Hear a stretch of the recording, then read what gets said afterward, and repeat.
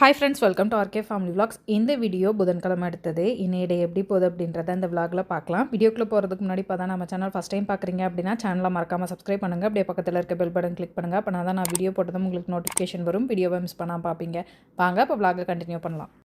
இன்றைக்கி 5:30க்கு எந்திரிக்கணும் அப்படின்னு நினச்சிருந்தேன். கரெக்டாக 5:30க்குலாம் எந்திரிச்சிட்டேன். முன்னெல்லாம் 5:30க்கு எந்திரிச்சு நான் ரெஃப்ரெஷ் ஆகிட்டு வந்து சமையல் வேலையை ஸ்டார்ட் பண்ணுறதுக்கு ஒரு 5:45 போல் ஆகும்.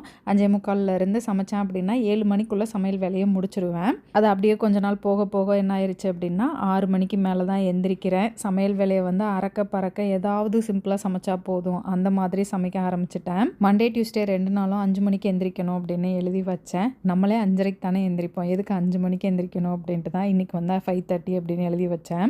ஆசைப்படலாம், ஆனால் பேராசைப்படக்கூடாதுன்னு சொல்லுவாங்க. அந்த மாதிரி தான் என்ன நான் சேஞ்ச் பண்ணிக்கணும்னு நினச்சேன். பட் ஆனால் ஒரேடியாக சேஞ்ச் பண்ணக்கூடாது, கொஞ்சம் கொஞ்சமாக தான் சேஞ்ச் பண்ண முடியும் அப்படின்றனால சரி 5:30 இப்போ வைப்போம், அப்புறம் போக போக 5க்கு எந்திரிச்சிக்கலாம் அப்படின்னு நினச்சிட்டேன். இன்றைக்கி சமையல் சாதம், சாம்பார், வெண்டைக்காய் ஃப்ரை தான் பண்ண போகிறேன். ஒரு அடுப்பில் சாதம், இன்னொரு அடுப்பில் சாம்பாருக்கு தாளித்து விட்ருக்கேன். இது ரெண்டும் ரெடியாகிற கேப்பில் காயை கட் பண்ணி எடுத்து வச்சிடலாம் அப்படின்ட்டு க்ளீன் பண்ணி கட் பண்ணிகிட்ருக்கேன்.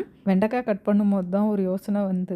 சாம்பார் வாரத்துக்கு ஒரு நாள் வச்சிடறோம், ஆனால் வெண்டைக்காய் செஞ்சு எத்தனை நாள் ஆச்சு அப்படின்ற மாதிரி யோசித்தேன். எனக்கு வெண்டைக்காய் ஃப்ரை பண்ணுறதை விட வெண்டைக்காயில் புளிக்குழம்பு வச்சு சாப்பிட்டா தான் ரொம்ப பிடிக்கும். சமைச்சிட்டு இருக்கும் போதே பிள்ளைங்க எழுந்திரிச்சு வந்துட்டாங்க. இன்றைக்கி கேரட் மால்ட் வேணும்னு கேட்டனால கேரட் மால்ட் தான் ஆற்றி கொடுத்தேன். இன்றைக்கி 2 காய் பண்ணலாம் அப்படின்னு நினச்சேன். பட் டைம் போயிடுச்சு, டைம் இல்லை. அதனால் வெண்டைக்காய் ஃப்ரையோடு விட்டுட்டேன். கூடவே வந்து பிள்ளைங்களுக்கு டிஃபன் பாக்ஸுக்கு ஆம்லேட் வச்சு விடலாம் அப்படின்ட்டு ஆம்லேட்டும் ரெடி பண்ணிட்டேன். நேற்று ஏபிசி பவுட்ரு போட்டு சப்பாத்தி ரெடி பண்ணி கொடுத்தப்ப கயல் சொன்னால், டெய்லியும் காலையிலையும் நைட்டும் தோசை தானே ஊற்றுறேன், எனக்காவது ஒரு நாள் இந்த மாதிரி பிங்க் தோசையாக ஊற்றி கொடுத்தா என்ன அப்படின்னு கேட்டால், சரி நம்ம பண்ணி கொடுப்போம் அப்படின்னு சொல்லிட்டு இன்றைக்கும் ஏபிசி பவுட்ரு போட்டு பிங்க் தோசையாக ரெடி பண்ணிகிட்ருக்கேன். நம்ம வீட்டில் அரைச்ச நார்மல் இட்லி தோசை மாவில் ஒரே 1 ஸ்பூன் அளவுக்கு ஏபிசி பவுட்ரு போட்டு எல்லாத்தையும் நல்லா மிக்ஸ் பண்ணிவிட்டேன். அப்படியே தோசை மாதிரி ஊற்றிட்டேன். ஏபிசி பவுடர் இப்போ ஸ்டாக் இல்லை. ஆப்பிள், பீட்ரூட், கேரட் 3யும் தோல் சீவி துருவி காய வச்சுருக்காங்க. அது இன்னொரு 2 டேஸ் காஞ்சது அப்படின்னா தான் நம்மளால் பவுடர் ரெடி பண்ண முடியும். ஃப்ரைடே அப்படி இல்லாட்டி சாட்டர்டே ஏபிசி பவுடர் ரெடி ஆகிடும். ஆப்பிள், பீட்ரூட், கேரட்னு எல்லாம் 10 கிலோ போட்டோம்னா 2.5 கிலோ தான் நம்மளால் பவுடர் ரெடி பண்ண முடியும் ஒரு பேட்சுக்கு. நேற்று ஒரு கஸ்டமர் 2 கிலோ வாங்கிட்டாங்க. அதனால தான் ஸ்டாக் டக்குன்னு காலி ஆகிடுச்சு. தோசை ஊற்றி கொடுத்தேன், சூப்பர்மா அப்படின்னு சொல்லிட்டு சாப்பிட்டுட்டு இருக்காங்க. வீட்டுக்குள்ளே உட்காந்து சாப்பிடுங்க மண்ணான்னு கேட்குறது கிடையாது, மாடிப்படியில் உட்காந்து தான் சாப்பிட்றது. சரி இவங்க சாப்பிட்றதுக்குள்ளே நம்ம டிஃபன் பாக்ஸை பேக் பண்ணிடலாம் அப்படின்ட்டு வந்தால் கண்மணி பின்னாடியே வந்துட்டு, அம்மா என் டிஃபன் பாக்ஸில் சாதம் அளவாக போடுமா அப்படின்னு சொல்லிட்டு. ஒரு சில நாள் சாதம் மட்டும் வச்சுட்டு குழம்பு எனக்கு தனியாக ஊற்றி கொடு அப்படின்றாளுக. ஒரு சில நாள் வந்து இல்லை பிசைஞ்சே வச்சு விடு அப்படின்றாளுக.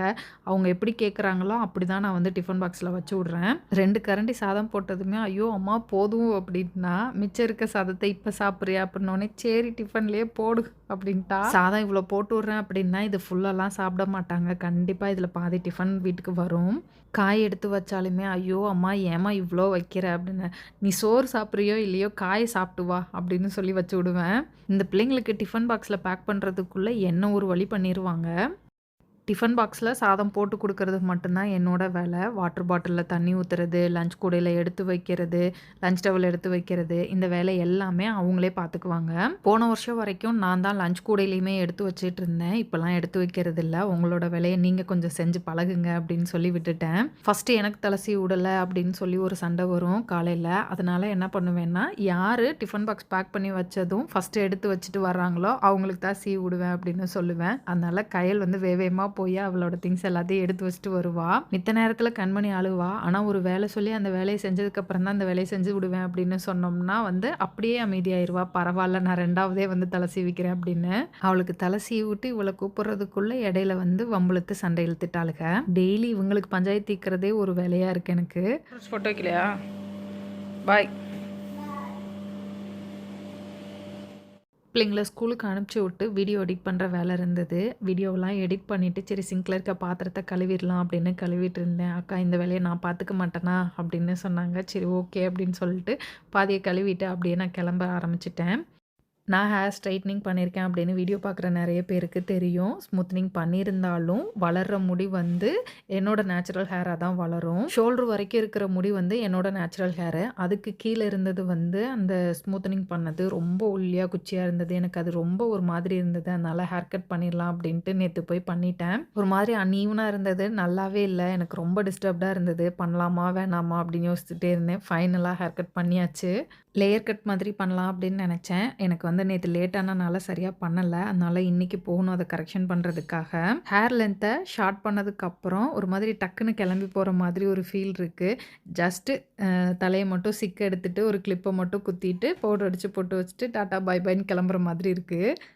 டக்குன்னு ரெடி ஆகிட்டு வந்து எங்களுக்கு லஞ்ச் வந்து பேக் பண்ணிக்கிட்டு இருக்கேன். டயட் ஃபாலோ பண்ணணும் அப்படின்னு நினைக்கிறேன். பட் முடிய மாட்டேங்குது. நம்ம எடுத்த உடனே டயட்டு அப்படின்னு குதித்தோம் அப்படின்னம்னா கண்டிப்பாக முடியாது. அதனால் வந்து சாப்பாடு வந்து அளவை குறைச்சிக்கிட்டேன். இப்போ ஒரு வருஷமாக டயட் ஃபாலோ பண்ணாமல் திடீர்னு நான் சுகரை கட் பண்ணுறேன், ஜங்க் அவாய்ட் பண்ணுறேன் அப்படின்னும் போது முடிய மாட்டேங்குது. அந்த கிரேவிங்ஸை வந்து கண்ட்ரோல் பண்ணவே முடியல. 2 நாள் நான் ஃபாலோ பண்ணாலும் 3வது நாள் வந்து திடீர்னு ஏதாவது சாப்பிட்றேன். அதனால் இப்போ என்ன பண்ணுறேன்னா ரெகுலராக சாப்பிட்ற மாதிரி ஃபுட்டு தான். பட் அளவு மட்டும் கொஞ்சம் கொஞ்சமாக குறைச்சிக்கிட்டு இருக்கேன். எடுத்த உடனே சடனாக குறைக்காம கொஞ்சம் கொஞ்சமாக குறைச்சிக்கிட்டு இருக்கேன். இதை லாஸ்ட் 1 வீக்காக ஃபாலோ பண்ணுறதுனால சாப்பாடு அளவை குறைச்சிருக்கேன். நொறுக்கு தீனி ஏதாவது சாப்பிடணும்னு தோணும் போது ஃப்ரூட் சாப்பிட்டுக்கிறேன். சீக்கிரமாக டயட் வீடியோவும் போட ஸ்டார்ட் பண்ணிடுறேன். நீங்களும் டயட் ஃபாலோ பண்ணணும்னு நினச்சிங்கன்னா இப்போ இருந்தே ஸ்டார்ட் பண்ணுங்கள். ரெஃப்ரெஷ் ஆகிட்டு லஞ்ச் எல்லாம் பேக் பண்ணிவிட்டு கீழே வந்தாச்சு. இன்றைக்கி ரேவதி அக்கா லீவு, கொரியர் பேக்கிங்க்கு ஆள் இல்லை. அதனால் நேற்று ஈவினிங்கில் இருந்து இப்போ வந்த வரைக்கும் நம்ம வந்து பேக் பண்ணிவிட்டு போயிடலாம் அப்படின்னு சொல்லிட்டு மதியம் வரைக்கும் வந்த ஆர்டர்ஸ் எல்லாத்தையும் நான் பேக் பண்ணிக்கிட்டு இருக்கேன்.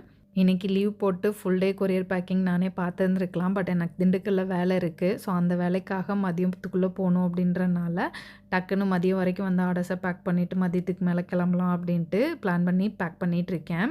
வந்திருக்க ஆர்டர்ஸ் மட்டும் நான் பேக் பண்ணி வச்சுட்டேன் அப்படின்னா கௌதம் வந்து ட்ராக்கிங் நம்பர் எழுதி வைக்கிறது, புக் பண்ணுறது எல்லாமே கௌதம் பார்த்துக்குவான். இன்றைக்கி காலையில் 5:30க்கு எந்திரிச்சதுலேருந்து இப்போ வரைக்கும் நிற்காமல் ஓடிட்டுருக்கேன்.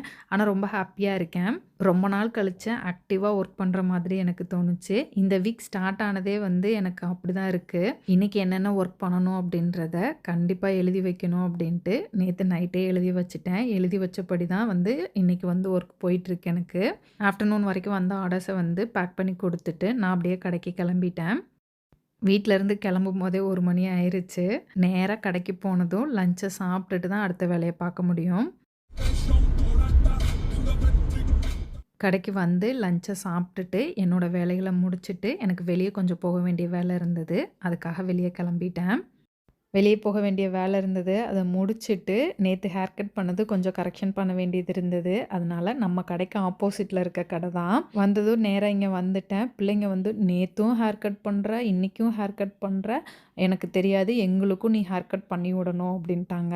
நான் ஹேர் கட் பண்ணணும் அப்படின்னு டிசைட் பண்ணுறதுக்கு முன்னாடி இருந்தே கயல் வந்து சொல்லிட்டு இருக்கா, அம்மா எனக்கு லேயர் கட் பண்ணி விடுமா அப்படின்னு கேட்டுகிட்டே இருந்தா. சரி வா பாப்பா இன்னைக்கு பண்ணிடலாம், நான் வேற பண்ணிட்டேன்னா நீங்களும் பண்ணிடுங்க அப்படின்னு சொல்லிட்டு அவங்களுக்கும் பண்ணி விட்டாச்சு. நான் ஹேர் கட் பண்ணால் நீங்களும் பண்ணணுமா பிள்ளைங்களா அப்படின்னு கேட்டேன். அப்புறம் எனக்கே தோணுச்சு, நம்ம ஹேர் கட் பண்ணுறோம் அப்படின்னும் போது அம்மா மட்டும் ஹேர் கட் பண்ணி அழகாக இருக்குது, நமக்கு பண்ணி விடுதா பாரு அப்படின்னு நினச்சிடக்கூடாது அப்படின்றதுக்காக சரி நீங்களும் பண்ணிக்கோங்க அப்படின்னு சொல்லிட்டு அவங்களுக்கும் பண்ணி விட்டாச்சு. அவங்களுக்கும் ஹேர் கட் பண்ணதுக்கப்புறம் தான் மூஞ்சியில் சிரிப்பே வருது. ஹேர் கட்டை முடிச்சுட்டு அப்படியே நேராக ஷட்டில் கிளாஸ்க்கு போயிட்டாங்க. போயிட்டு வந்ததுக்கப்புறம் தான் வீட்டுக்கு கிளம்புனோம். அவ்வளோதான், இந்த விளாக் இதோட முடிஞ்சது. இந்த வீடியோ உங்களுக்கு பிடிச்சிருக்கும்னு நம்புகிறேன். பிடிச்சிருந்தா லைக் பண்ணுங்கள், மறக்காமல் சேனலை சப்ஸ்கிரைப் பண்ணுங்கள். அடுத்த வீடியோவில் பார்க்கலாம். அது வரைக்கும் பாய்.